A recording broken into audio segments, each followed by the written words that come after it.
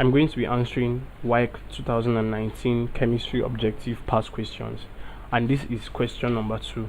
And the question is: a solid substance with high melting point and boiling point is likely to be A. a covalent bonding, B. a dative bonding, C. an electrovalent compound, or D. a non-metal. So what they want you to consider in this question is what type of the bond that the atoms or molecules that forms this substance they speak of possesses. In other words, they are asking you, or the question they are trying to ask you is, this exact substance, this solid substance with high melting and boiling points, what type of bond exists between its components or constituent atoms and molecules? So the options, I would be breaking down the options, and then we would select or choose the answer or see the answer. Option A is a covalent bond. Now, a covalent bond is basically a kind of chemical bond that involves sharing of electrons, sharing of electron pairs between atoms. So any type of bond where basically you have the electrons being shared in order for both constituent atoms to achieve their neutral states, or octet or duplet states rather, as the case may be. That sort of bond is a covalent bond. A popular example is a water molecule, in which each hydrogen atom shares an electron with the oxygen atom. So the other option is option B, which is a dative bond. Now, in a dative bond can also be referred to as a coordinate covalent bond, and it's a kind of covalent bond in which the electrons that are to be shared are derived from one of the constituent atoms. So, for example, in a phosphate molecule, you have phosphorus, the phosphorus atom, or the supplying the three supplying the three electrons that are going to be shared, or that will be shared with the three oxygen atoms, in order to to achieve that state, the ideal state. And C is an electrovalent compound. Now, an electrovalent compound, of course, is a kind of compound, or basically an electrovalent compound is a compound that comprises of atoms that are bonded together by an electrovalent bond. And for electrovalent bonds are formed by positive and negative, positively and negatively charged atoms, so, or which are ions, because being charged. So these electrovalent bonds usually are stronger than covalent and dative bonds because of that strong force of attraction, that strong attractive force between the positive and negative ions that make up the compound.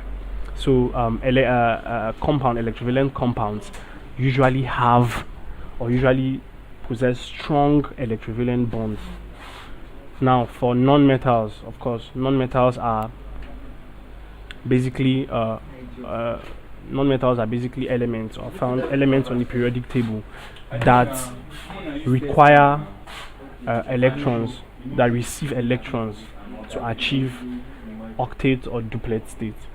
So from the explanation I have just given, the answer to the question is C, which is electrovalent compound. Now, I have earlier stated that electrovalent compounds have very strong electrovalent bonds among their constituent atoms.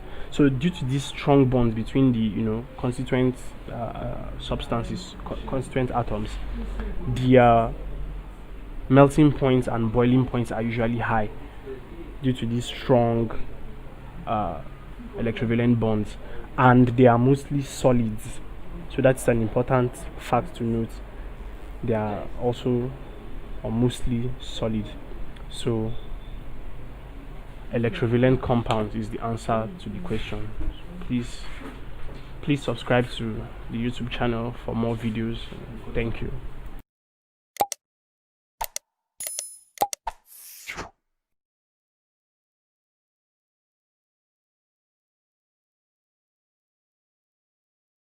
Hello, I will be answering WAEC 2019 Chemistry Objective Pass Question 3. And the question is, which of the following metals reacts slowly to cold water? A. Iron, B. Silver, C. Calcium, and D. Potassium. Now, metal reactions with cold water, or the way metals react on exposure to cold water, is a very important aspect basically in chemistry, and it's important to note which elements, which metals react to cold water and the manner in which they react.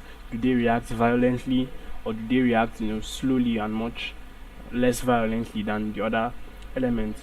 So going straight to the point, sodium reacts fastest and very violently with cold water. It is known for that property. It's a well-known chemical property of sodium. It reacts very quickly and somewhat violently with cold water. However, sodium is not on the options given to us, so I'm just stating that as it's important to know it's a very common property. And then we have from the options given to us, first we have iron. Now iron does not, basically there is no exact known reaction. Iron is not known for its reaction to cold water, neither is silver, but calcium and potassium are known to react with cold water. Now potassium reacts with cold water very vigorously. It reacts very vigorously with cold water. And then calcium also reacts with cold water, but much less slowly than potassium. So a good way to ascertain this, or to deduce this, will be via the electropositive series. Now the electropositive series arranges metals according to their reactivity. So on the electropositive series, first you have potassium, followed by sodium, and then calcium, followed by magnesium, then aluminium, then zinc, then iron, then tin, then dubnium. In case you are unfamiliar with it, it is element 105, then hydrogen, then copper, then mercury, followed by silver, and finally gold. So this is what the electropositive series looks like. Now potassium, sodium, and calcium are known for their reactions with cold water. Like I said, potassium reacts violently, very violently and very fast, vigorously with cold water. Sodium also reacts considerably fast, and then calcium reacts slowly to cold water. So as you progress down the electropositive series, the the quickness of the reaction with cold water decreases until you get to a point, think around aluminium, zinc, where reaction is negligible to non-existent. So the answer, as I've stated, is calcium, which is C. And calcium, like we said, reacts slowly to cold water. Please subscribe to our YouTube channel for more videos and more past question answers and solutions. Thank you.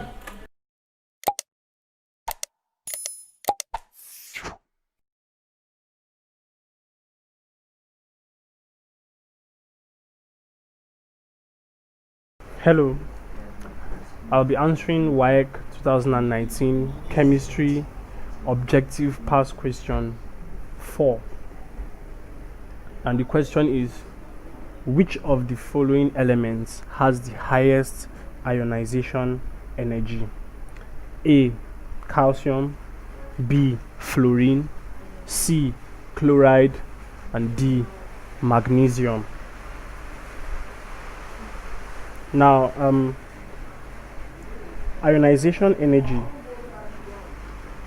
is one of the properties or characteristics that elements or atoms on the periodic table exhibit, and ionization energy refers to the amount of energy required to remove an electron from each atom in a mole of gaseous atoms, producing 1 mole of gaseous ions with positive charge. Now let me break it down. Basically, ionization energy is the amount of energy that an atom requires to remove an electron, right?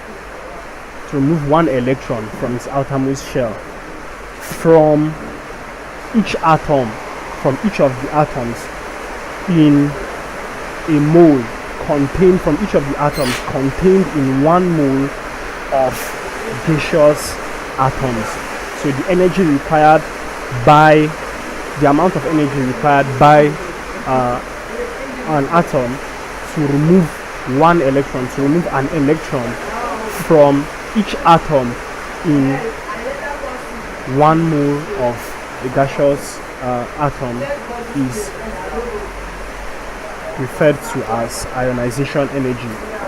Now, an important fact to note is that the more electropositive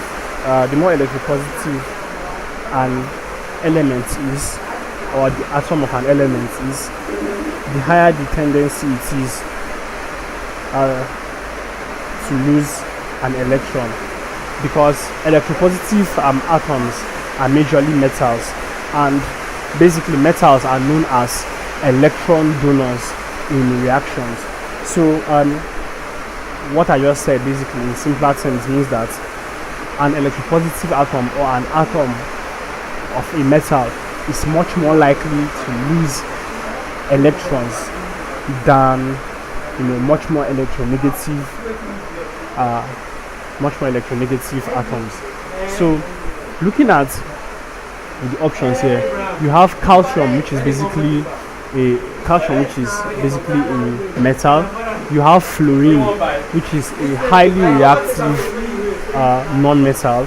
You have chlorine, which is also another non-metal, and then you have magnesium, which is also a metal. So calcium and magnesium are metals, and because they are metals,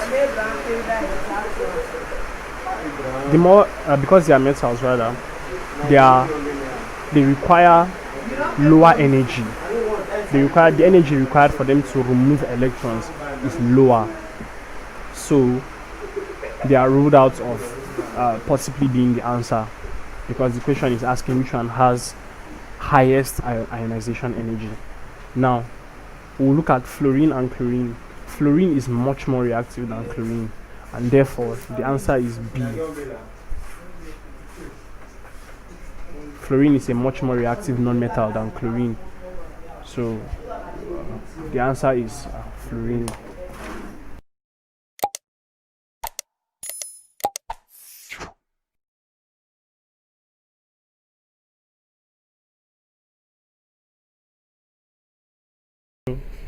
I'll be answering WAEC 2019 Chemistry Objective Past Question 5. And the question is, the bleaching action of chlorine is through the process of A. Hydration, B. Hydrolysis, C. Reduction, and D. Oxidation. Now it's important to note that the bleaching action of chlorine is one of the most important actions, chemical properties, or in fact one of the most common questions asked under chlorine. And the bleaching action of chlorine is basically through the process of oxidation. Now, oxidation is option D, which is the answer to the question. Now, most bleaching agents out there make use of this mechanism or this bleaching action of chlorine in order to carry out their functions. So how exactly does this mechanism occur? The bleaching action of chlorine is based on oxidation. Now, when chlorine is exposed to water in general, when chlorine is exposed to water, it reacts with water, and the products formed are hydrochloric acid and hypochlorous acid. Now, hypochlorous acid further disintegrates due to the fact that it is very unstable. So hypochlorous acid disintegrates into hydrochloric acid and oxygen. Now, this oxygen atom is the one that reacts with the colored material. So you have a colored material reacting with oxygen, and when this reaction occurs, the colored material becomes colorless. In other words, it's bleached. So this is the mechanism that works for removal of stains as well, because basically stains are colored material, and trying to remove stain will involve using a bleaching agent, one of which, or most of which make use of the bleaching action of chlorine, or make use of chlorine as one of their constituent products to remove stains, which are basically just colored materials, or to turn them colorless. So that is the bleaching action of chlorine. That is the mechanism of how chlorine functions to remove stains and colored or colors. So endeavor to subscribe to this YouTube channel for more videos and also more past questions and answers. Thank you.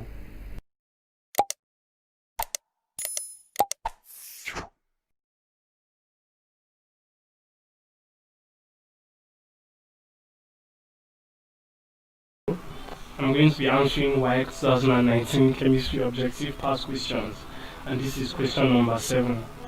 And the question is, calcium and magnesium belong to the same group in the periodic table because both A are metals, B form calcium, C form colorless salts, D have same number of valence electrons. Now, the first thing you require to answer this question is the atomic number of calcium and magnesium respectively. So for calcium, the atomic number is 20, and for magnesium, atomic number 12. So once you have gotten once you've established the atomic numbers for both calcium and magnesium, the next will be to determine each electronic configuration, the electronic configuration of calcium and magnesium in the KLMNO format. So as you may know, the KLMNO format expresses the number of electrons in each shell of the atom. So for calcium, the electronic configuration will be 2, 8, 8, 2.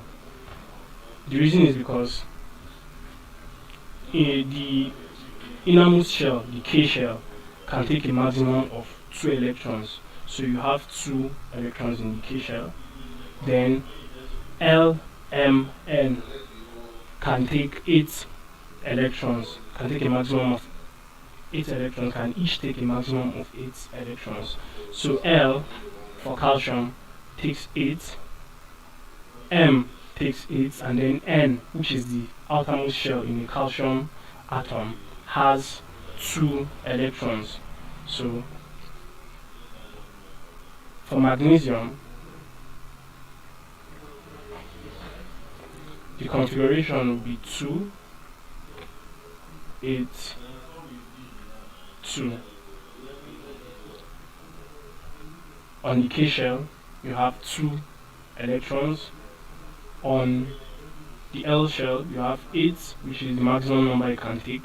And then for the outermost shell, which is the M shell for magnesium, it has just 2 electrons here. So you would notice that if you add the numbers here, 2 plus 8 plus 8 plus 2 is 20, which is the atomic number for calcium. So atomic number, as you may know, is also the number of electrons as well as number of protons, because an atom is neutrally charged. And magnesium, if you add the number here, 2 plus 8 plus 2, it will give you 12. So which is also the atomic number of magnesium. So once as you establish the atomic numbers of both calcium and magnesium, notice that we have both calcium and magnesium have 2 electrons on the outermost shell. Now these electrons on the outermost shell, the electrons on the outermost shell are what are known as the valence electrons.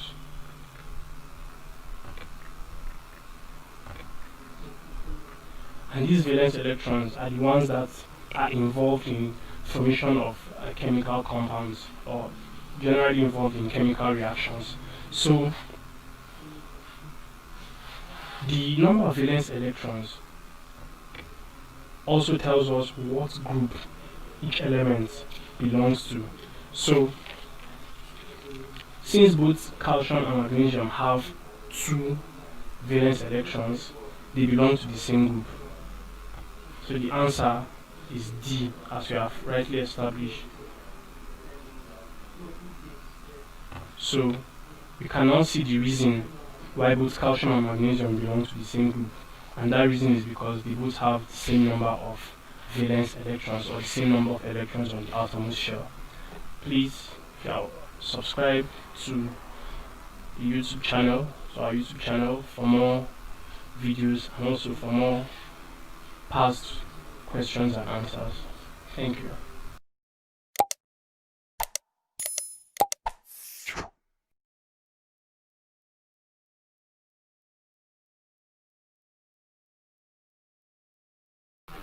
I'm going to be answering Wassce 2019 Chemistry Objective Past Question, and this is question number 8.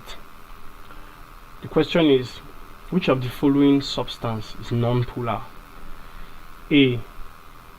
Bromine, B. Ammonia, C. Water, and D. Hydrogen bromide. Which of the following substance is non-polar? A. Bromine, B. Ammonia, C. Water, and D. Hydrogen bromide. So to answer this question, the first question you would ask yourself is, what exactly is a non-polar compound, or what is a non-polar substance? And if you have non-polar substances, then chances are there are also polar substances. So what is a polar substance and what is a non-polar substance? Now, I will start from a polar substance.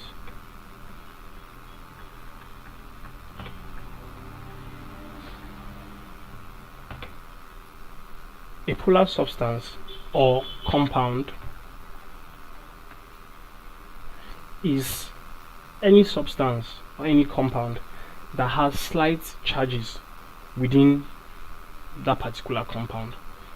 A polar compound possesses charges within the constituents that make up that particular compound, and those charges exist due to electronegativity. And electronegativity is the attraction of an element, or the the the the tendency for an element to attract electrons.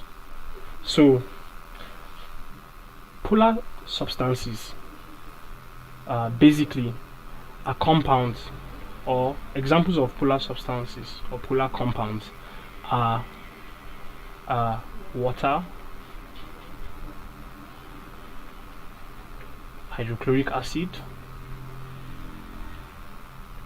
ammonia, etc. Now these substances or these compounds possess charges within them, and the charges that they possess within them are due to the tendency for them to attract electrons. That is electronegativity.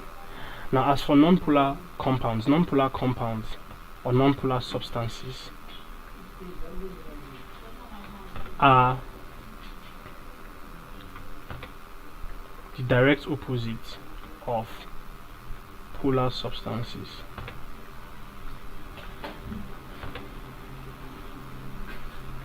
And nonpolar substances, basically, just for sake of clarity, are compounds that do not possess charges within them, and usually they are diatomic molecules. Most nonpolar substances are diatomic molecules. Other examples of nonpolar compounds include hydrocarbons such as benzene,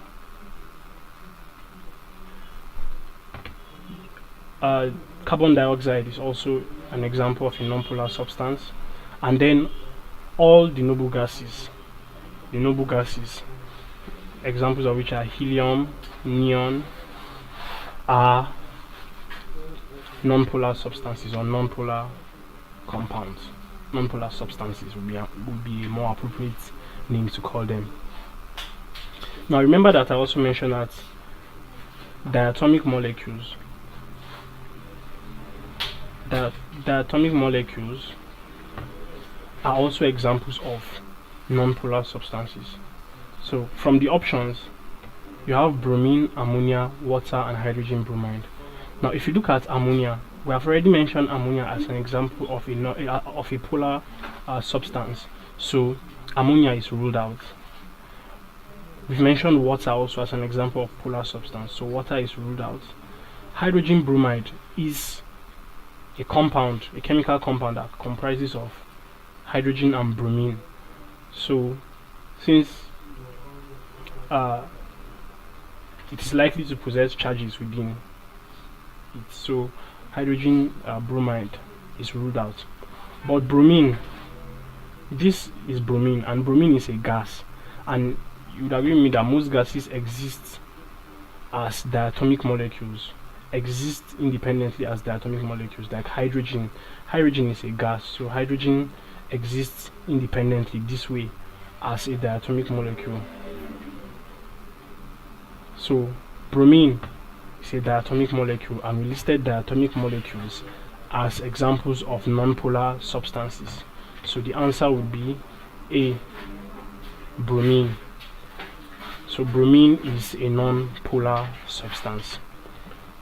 Please subscribe to our YouTube channel for more videos and more past questions and answers. Thank you.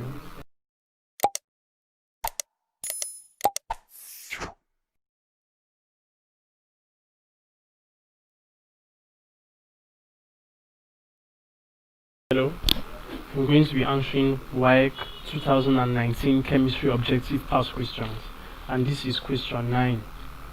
Which of the following pair of components belongs to the same molecular mass? A, ethene and ethyne. B, ethane and ethene. C, carbon 2 oxide and ethene. D, carbon 4 oxide and ethyne. So the first step will be to write down the chemical formulae of each of the compounds given to us. So for ethene, the chemical formula is C2H4. So this is ethene. So we have ethyne, chemical symbol C2H2. We have ethane, chemical formula C2H6. We have carbon 2 oxide, or carbon 2 carbon monoxide, carbon 2 oxide, CO. Then we have carbon 4 oxide or carbon dioxide, which is CO2. So the first option A is ethene and ethyne. So we can see that ethene has 2 carbon atoms and 4 hydrogen atoms, and ethyne has 2 carbon atoms and 2 hydrogen atoms. So mathematically it's impossible for them to have the same molecular mass. So option A is ruled out. And then B is ethane and ethene. Similarly, they both have different number of hydrogen atoms. So mathematically it would be impossible for them to have the same molecular mass. So we'll be looking at option C, which is carbon 2 oxide. Now carbon 2 oxide, from the figures given to us, we can calculate its molecular mass, which is 12 plus 16. That is 1 atom of carbon and 1 oxygen atom. So 12 plus 16 is 28. Then ethene, which we'll also be looking at.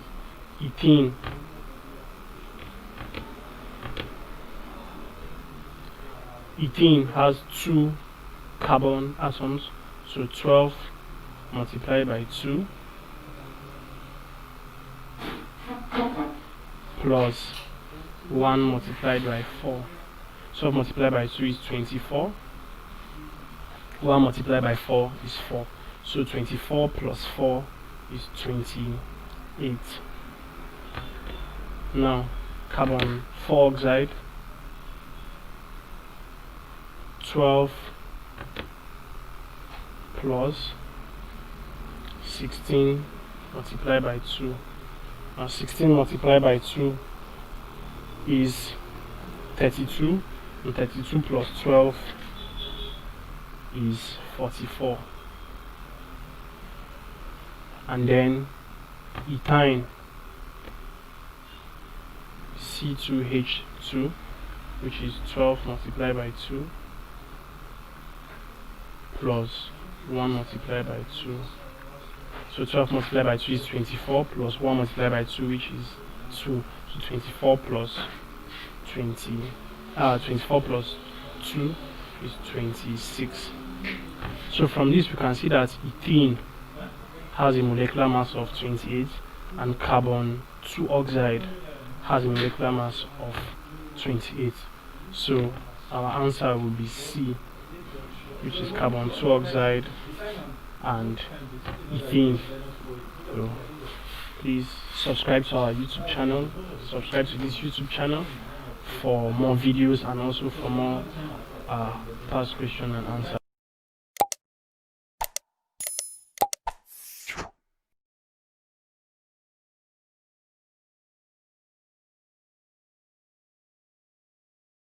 Hello, I'm going to be answering WAEC 2019 chemistry objective past question, and this is question 10.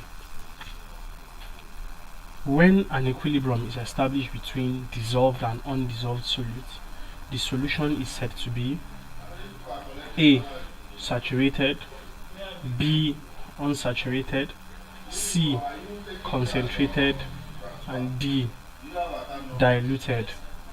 So the first thing I would like to establish is that a solution is made up of 2 parts or 2 components, a solute and a solvent.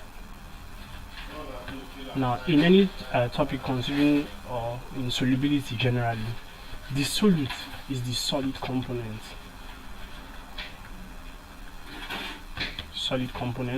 and the solvent is usually the liquid component. So if you have a solution of salts and water, which is sodium chloride and water, the sodium chloride is the solute and the water is the solvent. So for a saturated solution, unsaturated solution, concentrated solution, and diluted solution, the definition of these terms each depend on the amount of solute you have in the solvent. So for a saturated solution contains the maximum amount of solute that the solvent is capable of dissolving. So when a solvent contains the highest number of solutes that it is capable of dissolving, that solution, the solution formed, is said to be a saturated solution. For example, if you have let's say at a particular temperature you have, let's say, a liter of water and you dissolve 36 grams, for example, of sodium chloride in it. If you can no longer dissolve more solute, more sodium chloride in that 1 liter of water after putting 36 grams of sodium chloride, the solution is said to be saturated at that particular point. So you can express it by saying 36 grams of sodium chloride is enough to saturate 1 liter of water at any given or at a particular temperature, let's say 25 degrees or 25 degrees Celsius or any other, a hypothetical temperature. So for an unsaturated solution, the amount of solute that is present in the solution or that is present in the solvent or that has been dissolved in the solvent is less than the maximum amount of solute that the solvent is capable of dissolving. So let's use the same as sodium chloride and water instance. Now, if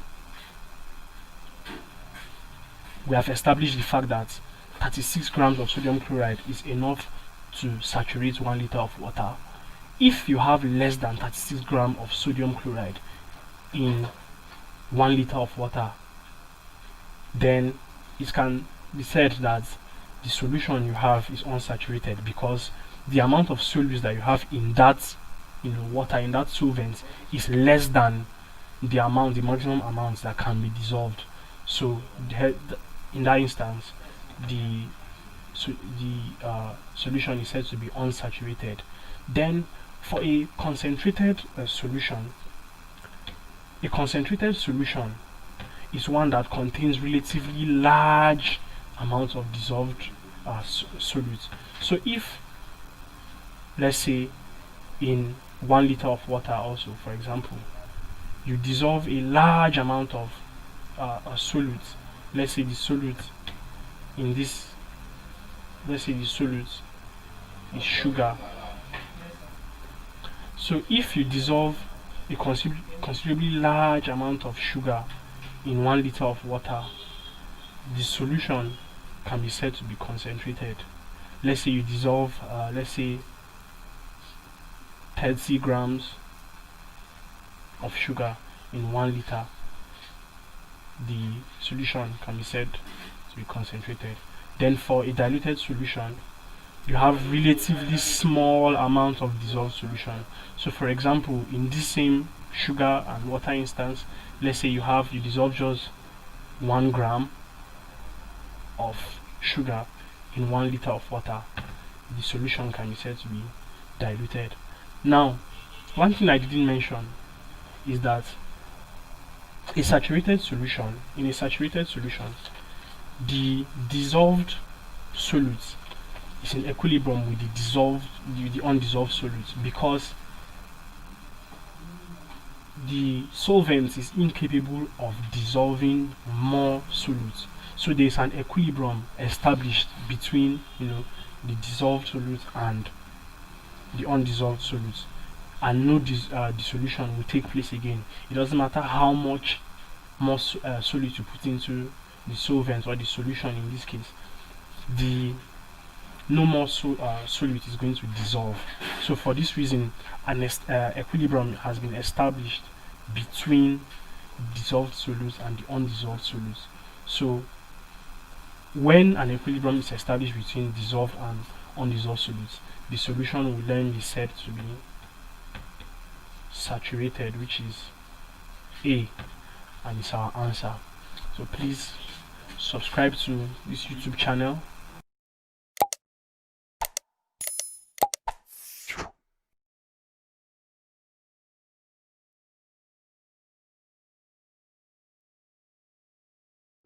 I'm going to be solving WAEC 2019 chemistry objective past question, and this is number 11. And the question is, how many moles of carbon dioxide contains 16.0 grams of oxygen? A, 0.20 mole, B, 0.25 mole, C, 0.40 mole, D, 0.50 mole. Now, the first fact you need to establish is that 1 mole of oxygen is contained in 1 mole of carbon dioxide. So I need you to just remember that fact. Next, we need to determine the number of mole of oxygen present in 16 grams of oxygen. So how many moles is present in 16 grams of oxygen? So number of mole is equal to mass over molar mass.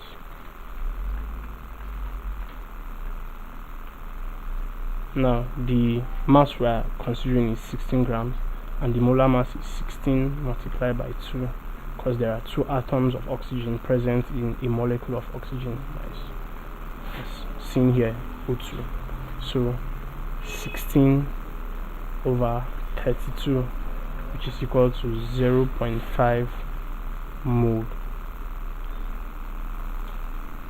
Now remember, we established the fact that 1 mole of oxygen is contained in 1 mole of carbon dioxide. So how many mole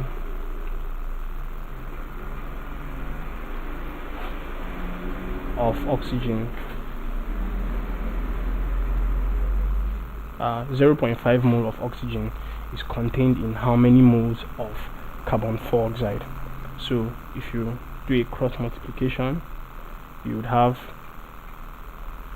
this way, which is x multiplied by 1, that is x. So x will be equal to 0.5 multiplied by 1, which is 0.5. So our answer is 0.5 mole of carbon dioxide. So our answer is D, 0.5 mole of carbon dioxide. So 0.5, D is our answer. So please subscribe to this channel for more videos and for more past questions and answers. Thank you.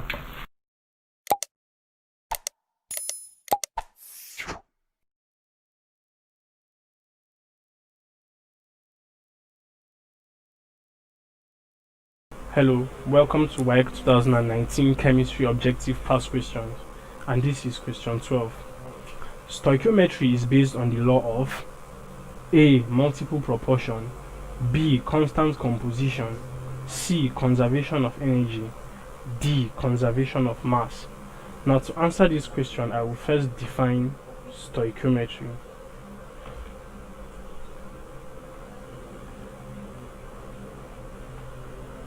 Stoichiometry is the relationship between the relative quantity of substances taking part in a reaction. The relationship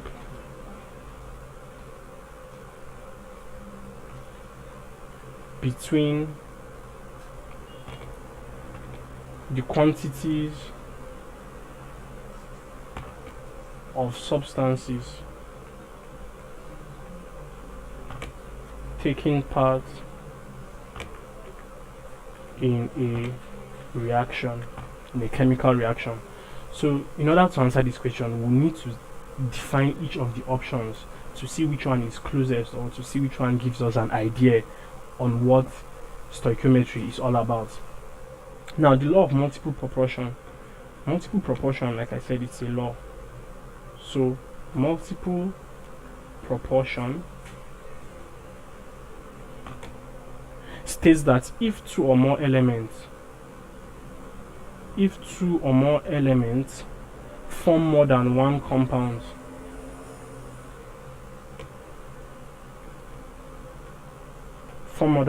chemical compound, the ratio of the masses of the second element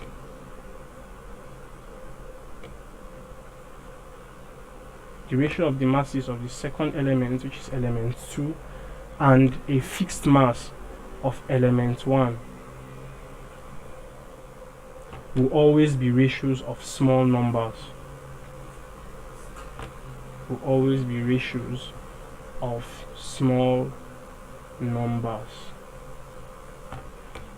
Next, let's look at the law of constant composition. Now, in the law of constant composition,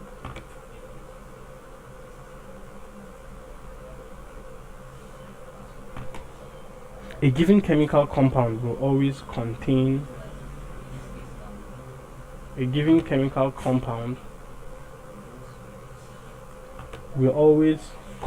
its component elements in a fixed ratio.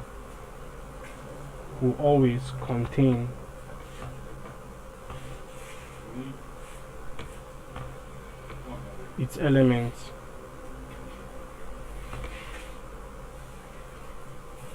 in fixed ratio. Now, for the law of conservation of energy,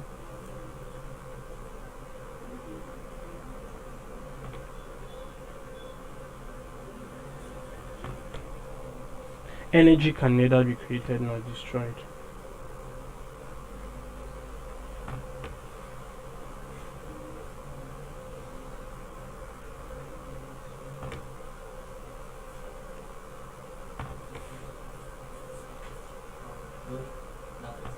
And lastly, for the conservation of mass,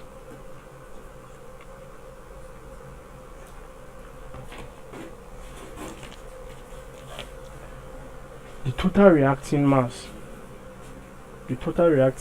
of compounds involved in a reaction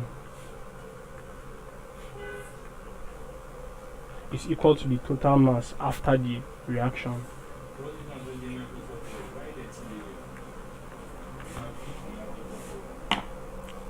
So, in stoichiometry is an aspect of chemistry that is based on measurement of masses, comparing the masses between products and reactants, as we rightly established that this is the relationship between quantities of substances taking part in a reaction.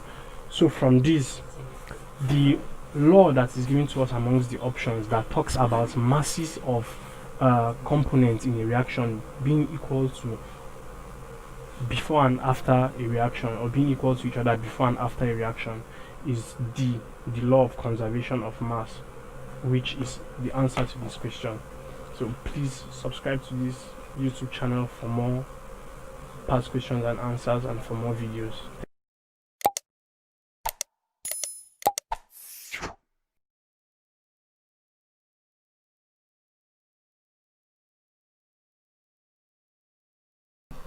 And welcome to Wassce 2019 Chemistry Past Questions. I will be answering question number 13. The question is, what percentage by mass of hydrogen is present in CH3COO3, which is ethanoic acid? A, 1.7%, B, 5.0%, C, 6.7%, D, 7.1%. Now, in order to find this, to solve this question, you need to first find the total mass of the element you are looking for. That is the total. You have to first of all find the total mass of hydrogen and divide it by the molar mass of this compound. So you find the total mass of hydrogen in this compound and then divide it by the molar mass of this compound. So in this compound you have 3 molecules of hydrogen plus 1, that is 4 atoms rather of hydrogen. Now percentage by mass of hydrogen is equals to total mass of hydrogen divided by molar mass of ethanoic acid. Now the total mass of hydrogen, the atomic mass of hydrogen is 1, and you have 4 atoms of hydrogen in this compound. So you have 3 here and 1 here. So that is 1 multiplied by 4 divided by the molar mass of ethanoic acid, which is 60, which has been given to us here. So 4 over 60 is equal to 6.67. Now remember that this is in percentage, so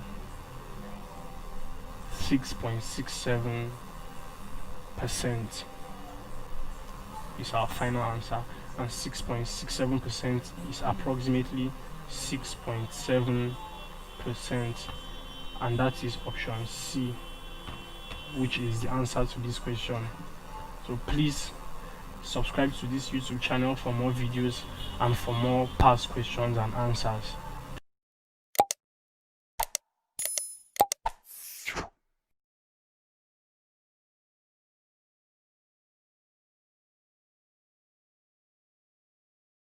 I'm going to be answering WAEC 2019 chemistry past questions, and this is question number 14. And the question is, which of the following substance has coordinated bonding in its structure? A. Aluminium chloride. B. Sodium chloride. C. Silver chloride. D. Magnesium chloride. Now, first let us define what a coordinate bond is, or we need to know what coordinated bonding is. So, what is a coordinate bond? A coordinate bond basically refers to a special type of covalent bond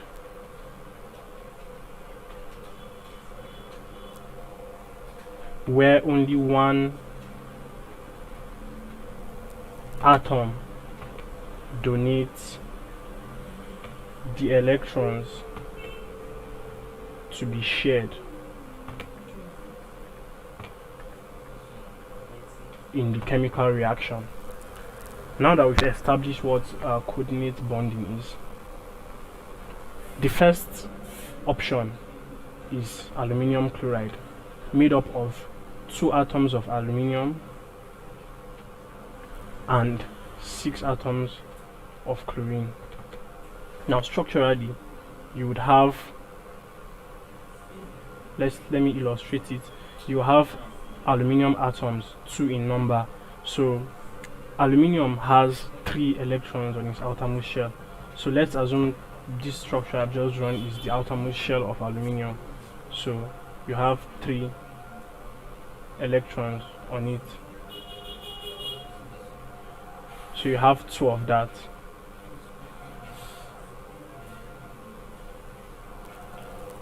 Three electrons on the outermost shell. And then for chlorine has 7 electrons on its outermost shell. So let's illustrate that. So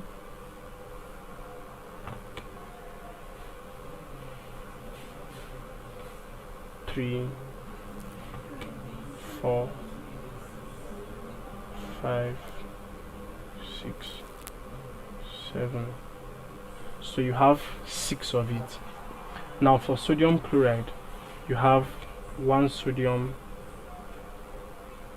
atom and 1 chloride or 1 chlorine atom.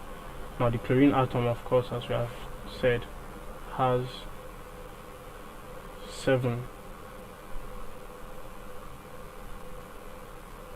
on its outermost shell, 7 electrons on its outermost shell, while sodium has 1 electron on its outermost shell.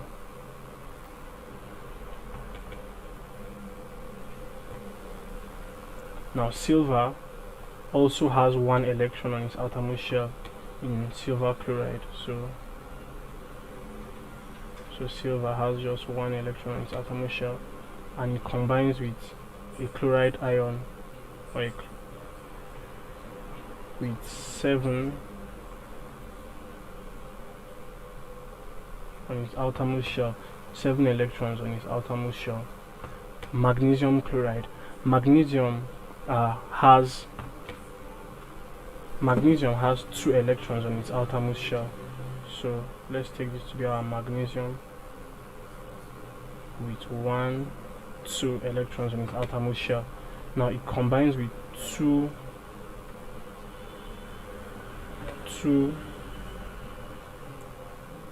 chloride or 2 chlorine atoms that have 7 electrons each on their outermost shell.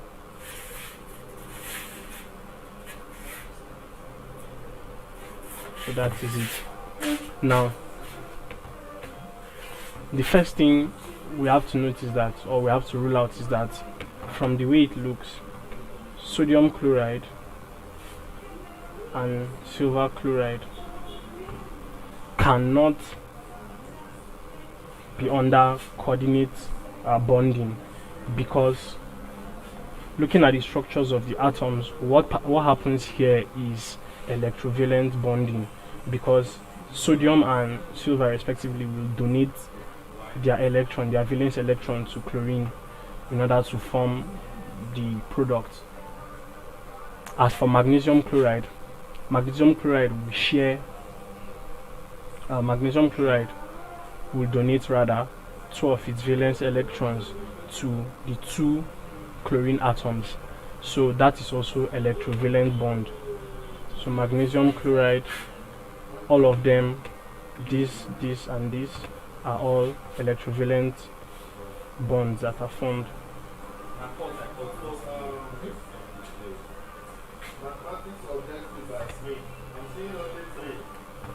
Now, looking at this, the only one which is not an electrovalent bond is option A, which is aluminum chloride. Now, in the aluminum chloride structure, the aluminum ion will the 2 aluminum atoms each will give 1 atom to each. We share 1 atom to each of the 6 chloride ions, creating or forming the product. So for example, you have each aluminum atom has 3 valence electrons, 1, 2, 3.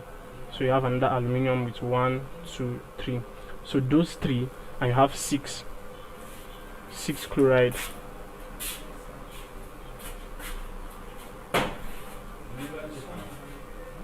So you have 6 chlorine atoms to receive electrons. So they will be shared, and all will come from the aluminum. All will come from the 2 aluminum atoms. So this aluminum atom will share with 3 of the chlorine atoms, and these 3 will share with the remaining 3 chlorine atoms. So the answer is A, which is aluminum chloride. So please subscribe to the YouTube channel and view more past questions and answers, and also more videos. Thank you.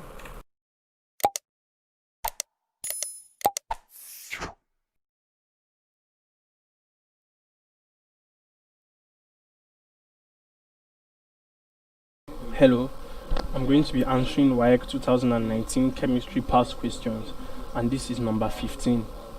The name of the compound. So you have this compound structure, the structure of the compound given to you here is A, 2-methylbutane, B, 2,2-dimethylbutane, C, 2-methylpentane, D, 2,2-dimethylpentane. Now, in order to name the compound properly, you need to represent or rewrite this structure in a better form that will enable you name the compound. Now, to write that structure, first you count the number of carbon atoms you have in the main structure. So you won't count this one in the brackets, just the one outside, the carbon atoms you have outside. So you have 1, 2, 3, 4, 5 carbon atoms. So you write it this way: 1, 2, 3, 4, 5 carbon atoms. So you have 5 carbon atoms here. Now you begin then to add the hydrogen atoms and every other functional group that is present there. So to the first carbon you have 3 hydrogen atoms. So this is the first, this is the second, and this is the third.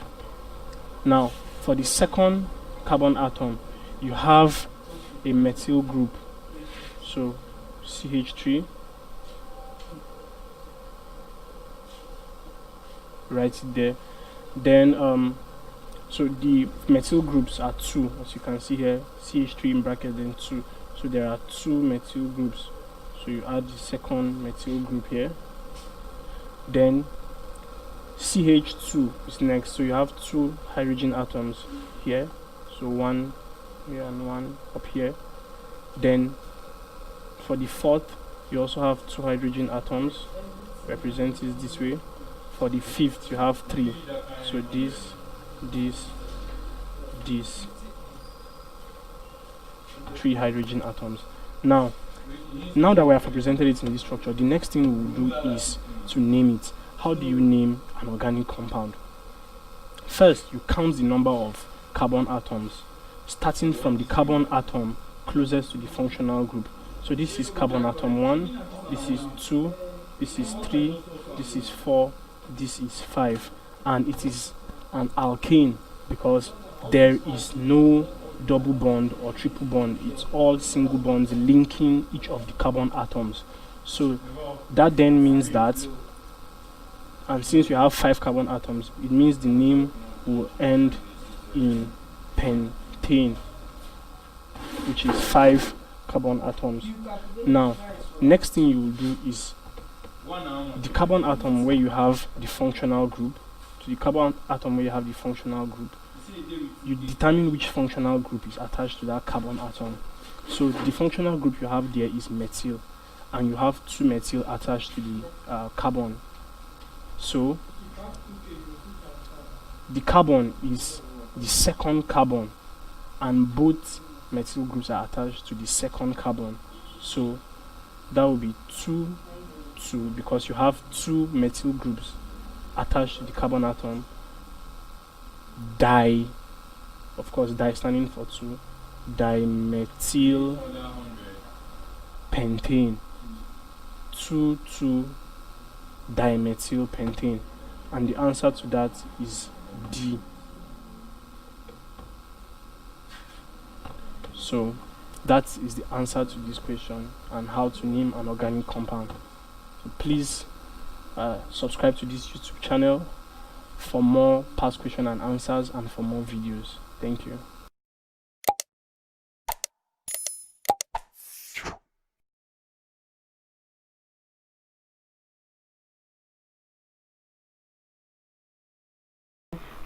I'm going to be answering Wassce 2019 chemistry past question, and this is question 16.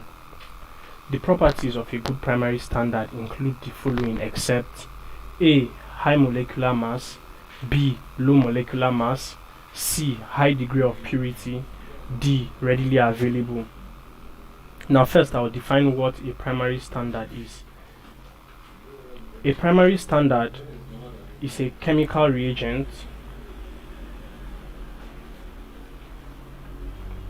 that has high purity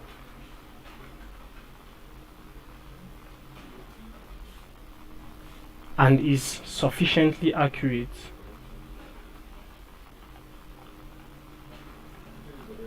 such that it is not calibrated by another reagent. Now, what are the properties of a good primary standard? We will look at the options and define each of them one after the other in order to see how each of them affects a standard or affects a primary standard. Now, high molecular mass. High molecular mass is important because a primary standard needs to have a relatively high molecular mass that allows them to be easily measured.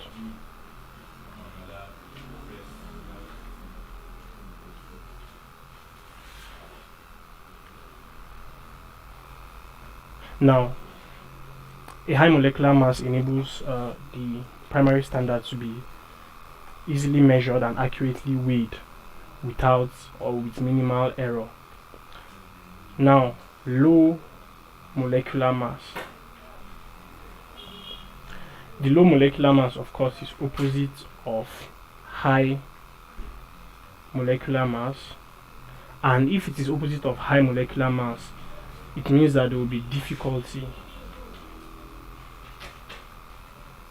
in measurement.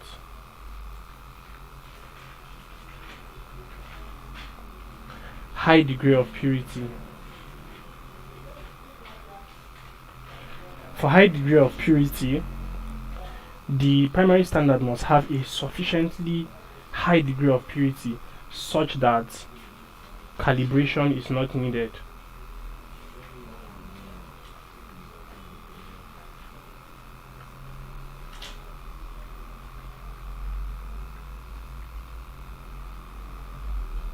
And lastly, readily available.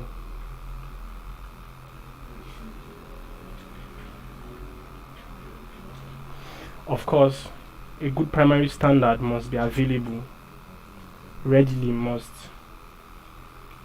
easily be obtained without difficulty. Now, examples of primary standards include sodium chloride, zinc powder, sodium oxalate, which is NaC2O4, etc. Now, from the definitions we have given, we see that low molecular mass will make the standard to be difficult in measuring. Therefore, low molecular mass is not a good property for a primary standard to have, and therefore the answer is B, low molecular mass. Please subscribe to this YouTube channel for more past questions and answers, and also for more videos. Thank you.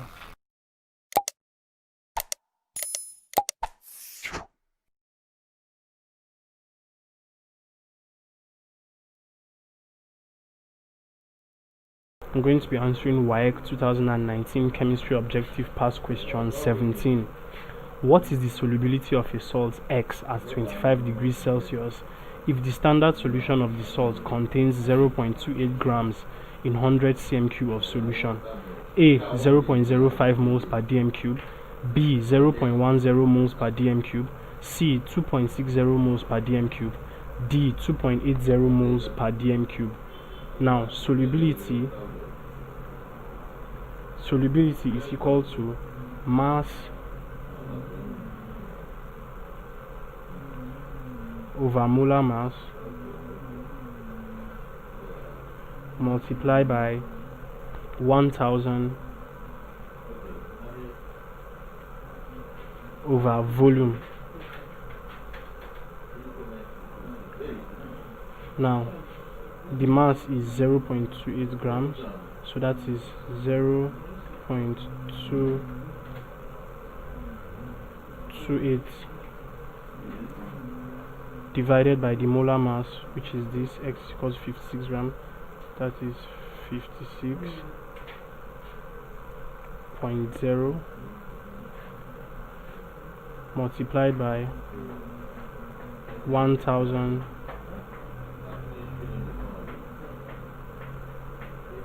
over volume, which is 100 cm cube, so that is over 100. Now if you solve that, the answer is 0.05 moles per dm cube, and that is option A. So option A, 0.05 moles per dm cube, is the answer to the question. So please subscribe to this YouTube channel for more videos and more past questions and answers. Thank you.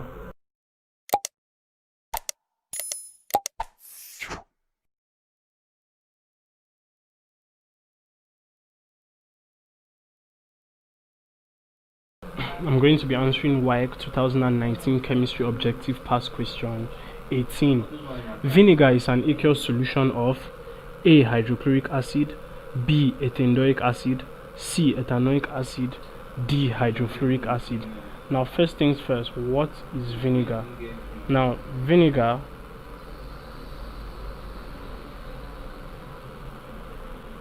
is basically a solution or a substance, a liquid substance that is made up of ethanoic acid, an aqueous solution of ethanoic acid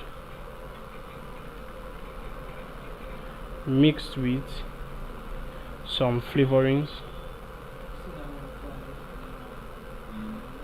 and also mixed with some trace chemicals.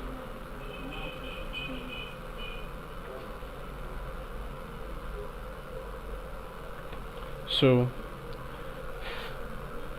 for hydrochloric acid, which is HCl, the aqueous solution of it basically retains the physical and chemical properties of hydrochloric acid. The same thing for ethandoic acid, which is C2H2O4. Aqueous solution still retains physical and the chemical properties specifically of ethandoic acid. For ethanoic acid, we've established that a mixture of it with other substances gives us vinegar. Then for hydrofluoric acid, which is HF,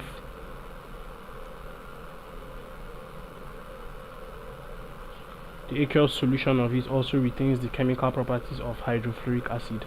So having established the fact that aqueous solution of ethanoic acid mixed with other substances gives us vinegar, our answer is C, which is ethanoic acid. So please subscribe to this YouTube channel for more videos and more past questions and answers.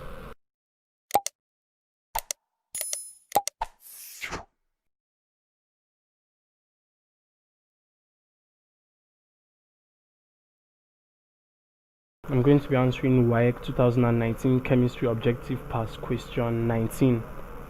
Which of the following solutions contains 1 mole per dm cube of the solution would have the lowest pH? A. ethanoic acid, B. hydrochloric acid, C. sodium chloride, D. sodium hydrogen trioxocarbonate 4. So you are basically the question asks which of the following substances has the lowest pH, if you are to rephrase. And by pH, what is meant is the degree of acidity of the substance. Also, it can be expressed as the concentration of hydrogen ions in a substance. So that is the pH of the substance. Now, the pH of a substance is measured using a pH scale.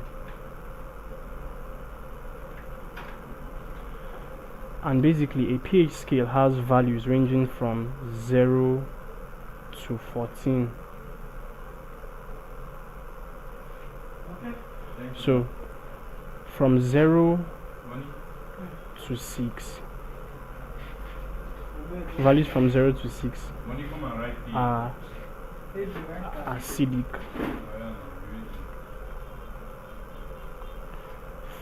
Values of 7, or the value 7, is considered neutral. Meanwhile, from 8 to 14 is considered alkaline.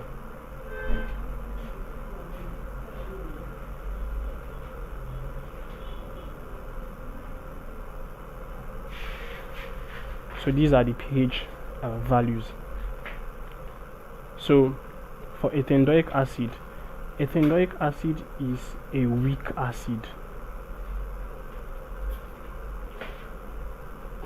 and since it's a weak acid, it has values ranging from around 4 to 6. Now for hydrochloric acid, it has a pH value of about 3.01. Sodium chloride has a pH value of about 7, so it is considered neutral. And then sodium hydrogen trioxocarbonate 5, or sodium hydrogen trioxocarbonate 4, has a pH value of about 8.3, between 8.3 to 9. Hence, it is considered alkaline.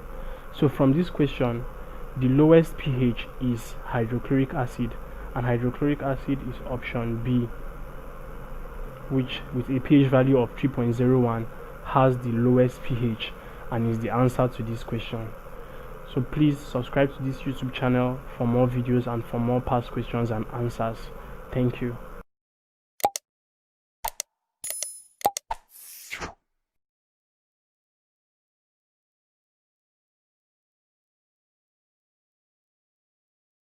I'm going to be answering Wassce 2019 Chemistry Objective Past Question 22.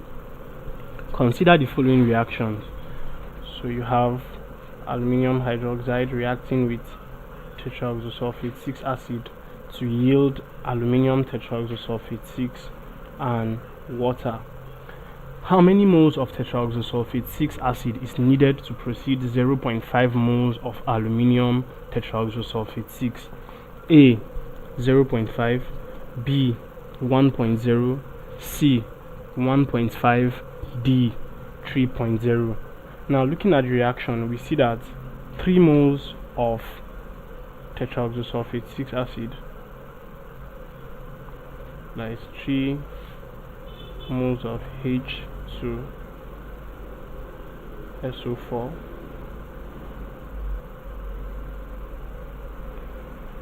will react with aluminium hydroxide here to give just 1 mole of aluminium tetraoxosulfate 6.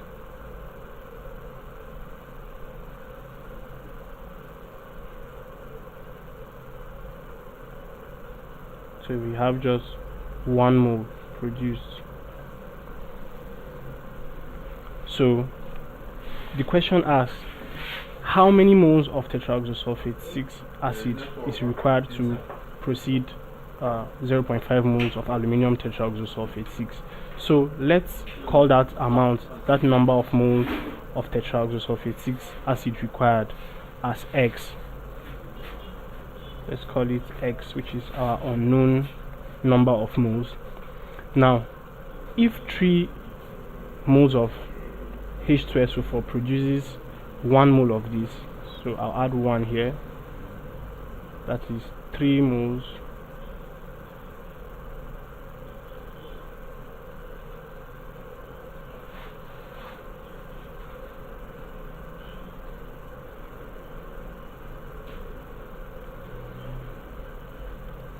produces 1 mole,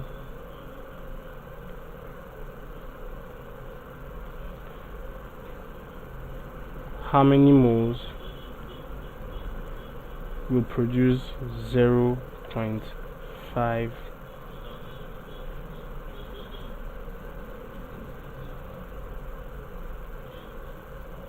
moles. Now, by simple cross multiplication, x moles will be equal to 3 multiplied by 0.5,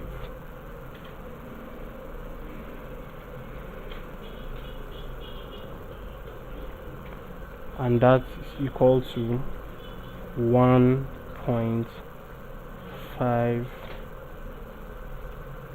moles.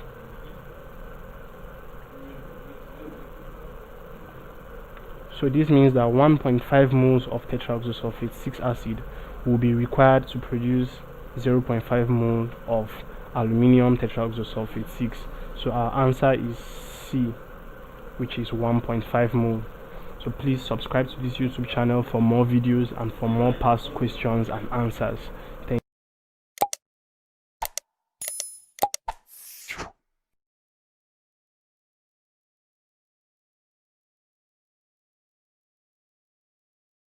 I'm going to be answering WAEC 2019 Chemistry Objective Past Question 23.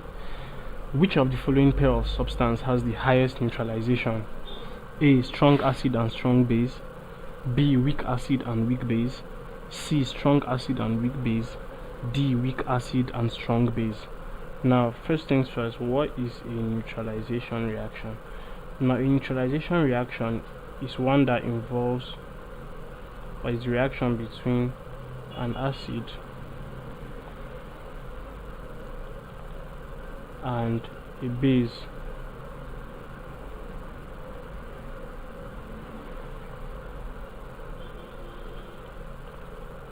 to yield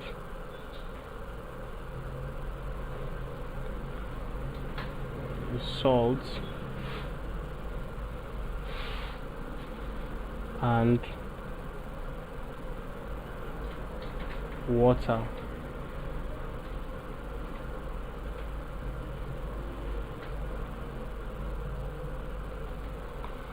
Now, an acid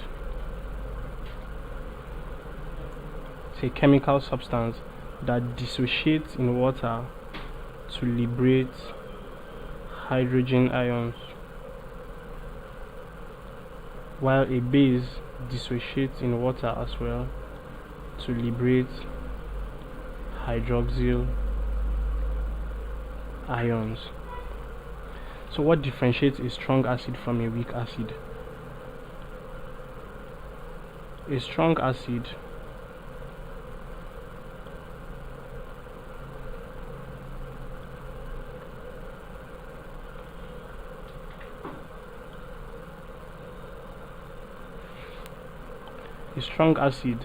dissociates completely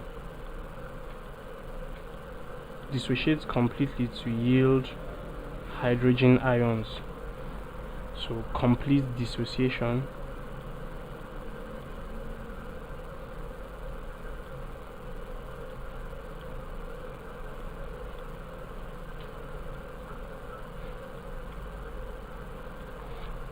and a strong base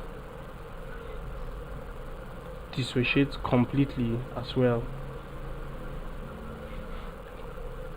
to yield hydroxyl ions.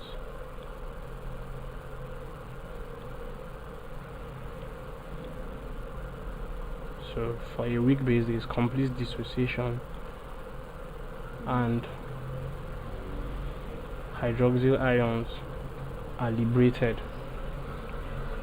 So when a strong acid and a strong base react,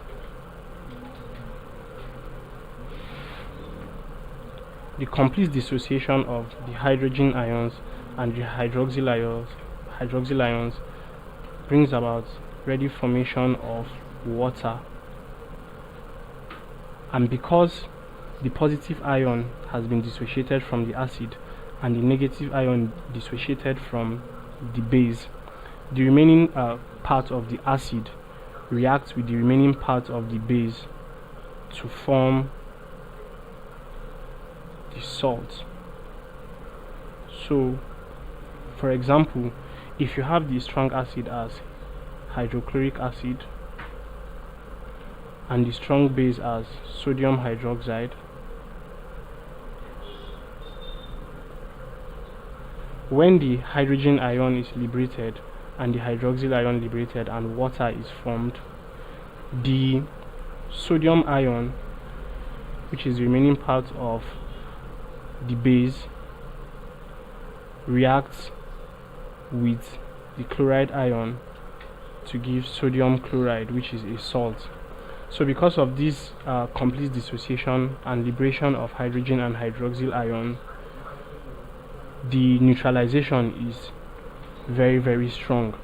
Now for weak acid and weak base, an example of a weak acid is acetic acid.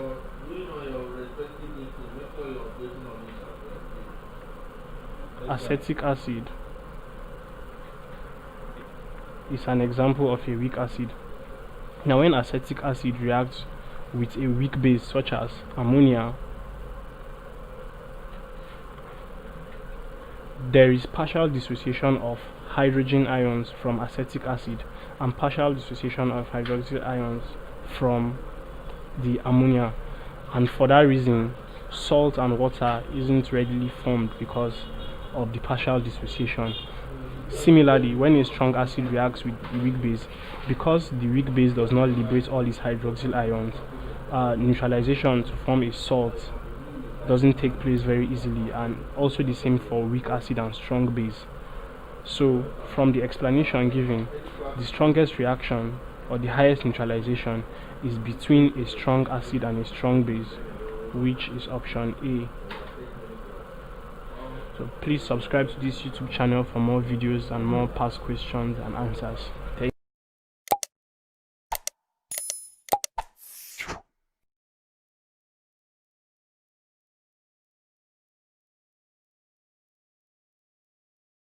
Hello, I'm going to be answering WAEC 2019 Chemistry Objective Past Question 24. When quicklime dissolves in water, A. Heat is absorbed, B. Heat is evolved, C. Oxygen is liberated, D. Hydrogen is given off. Now, first things first, what is quicklime? Now, quicklime is the compound calcium oxide, and when calcium oxide or quicklime dissolves in water,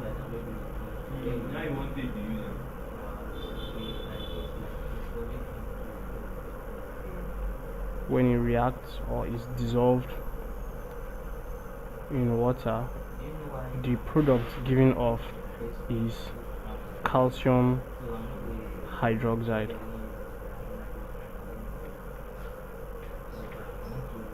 And calcium hydroxide is also known as slaked lime. Slaked lime.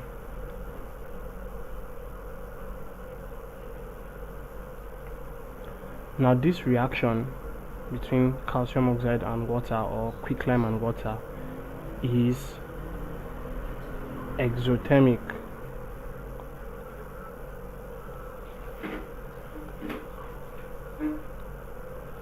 It is an exothermic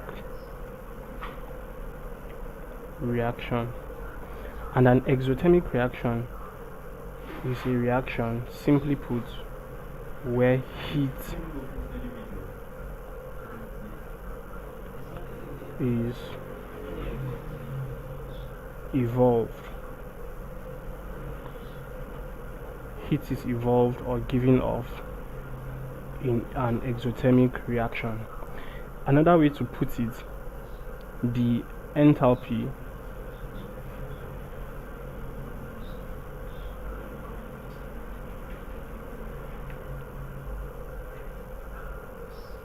the enthalpy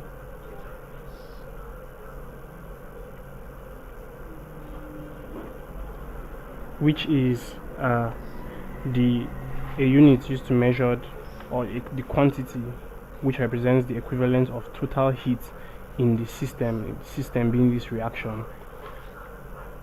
Now the enthalpy in an exothermic reaction is negative, and negativity shows that heat is lost.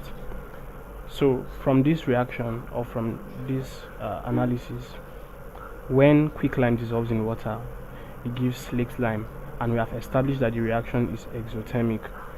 Hence the answer is B, which is heat is evolved. So please subscribe to this YouTube channel for more videos and for more past questions and answers.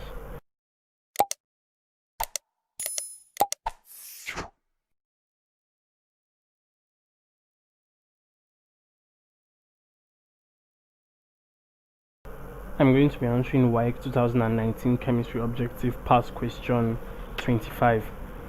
If the value of change in heat, that is delta H, is positive for a reaction, it means that the reaction is A, exothermic, B, endothermic, C, spontaneous, D, slow. Now delta H, or change in H, represents enthalpy, the enthalpy in a reaction, or the enthalpy in a given system. And this enthalpy is a thermodynamic quantity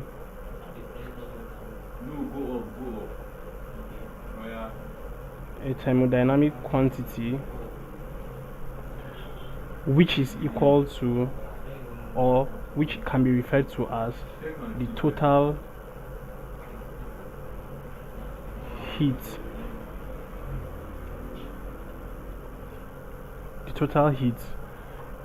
or the total heat content of or in a system.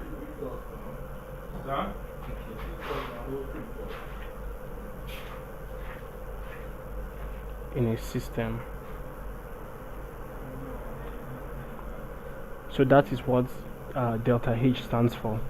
Now, an exothermic reaction is a reaction where heat is evolved, and if heat is lost, that means delta H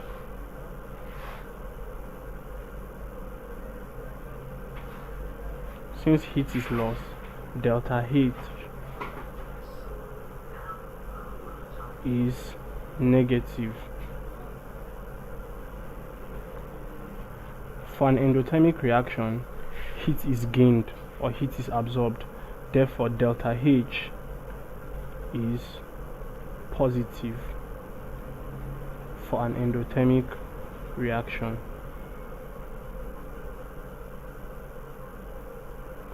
Now, a spontaneous reaction is basically a reaction that takes place on its own without intervention, and you cannot specifically say if a spontaneous reaction loses heat or gains heat. So the enthalpy of a spontaneous reaction is dependent on other factors, such as it being endothermic or exothermic. Now, a slow reaction is one in which the rate of the reaction is low, or the time taken for the reaction to be completed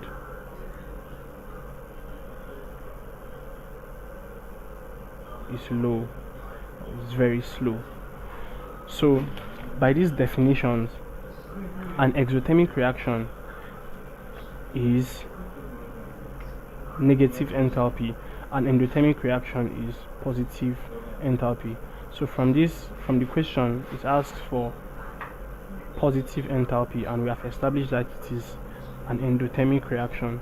So our answer will be B, which is endothermic reaction, where delta H or enthalpy is positive. So So please subscribe to this YouTube channel for more videos and more past questions and answers.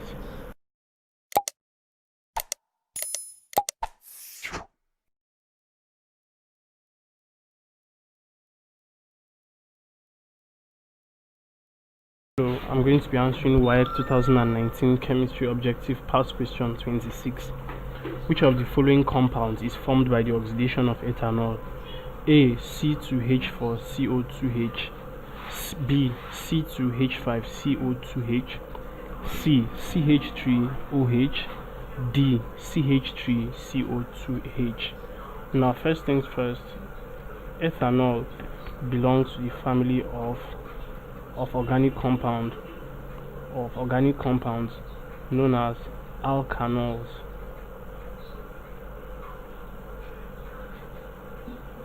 And alkanols are known for their functional group, which is OH. So they are known for having an OH functional group attached to them.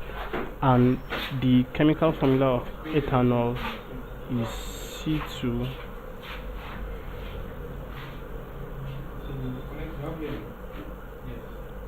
C2H5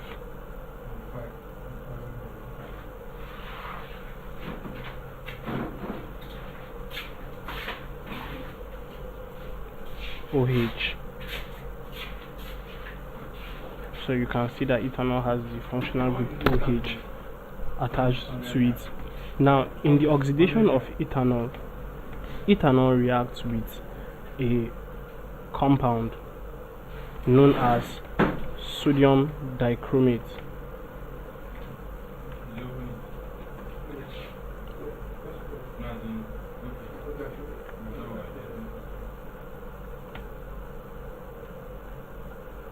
Sodium dichromate.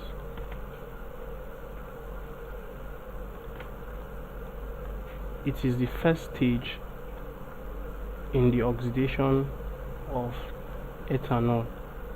So sodium dichromate reacting with ethanol to produce ethanol represents the first stage in the oxidation of ethanol.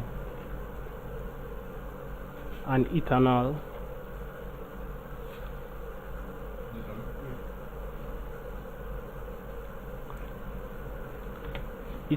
undergoes further oxidation to give the product of the reaction, which is acetic acid.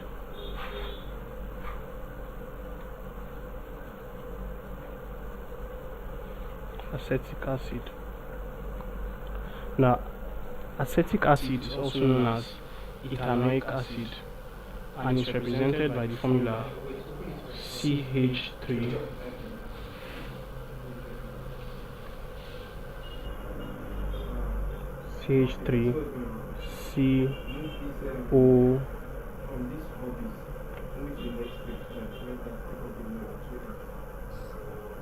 COOH. And CH3COOH can also be written as CH3 CO2H.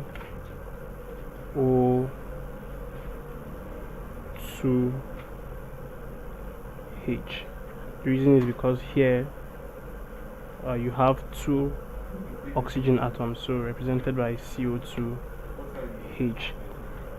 So that is the process of the oxidation of ethanol. You have ethanol first being oxidized by sodium dichromate, which has a formula of Na2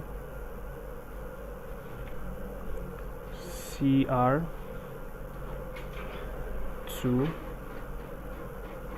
O7. So sodium dichromate oxidizes ethanol to give you ethanol, which is then further oxidized to acetic acid.